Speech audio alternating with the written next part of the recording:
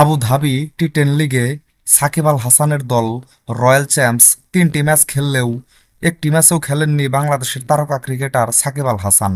তবে তার দল রয়্যাল চ্যাম্পস কর্তৃপক্ষের সাথে যোগাযোগ করা হলে তারা জানিয়েছে আজকের ম্যাচে মাঠে নামবেন বাংলাদেশের তারকা ক্রিকেটার সাকিব আল হাসান। গ্রুপ পর্বে নিজেদের চতুর্থ ম্যাচে বাংলাদেশ সময় আজ বিকাল 5:30টায় আজমান টাইটান্সের বিপক্ষে মাঠে নামবে সাকিবের রয়্যাল চ্যাম্পস। খেলাটি সরাসরি দেখানো হবে টি স্পোর্টস ও স্টার স্পোর্টসে।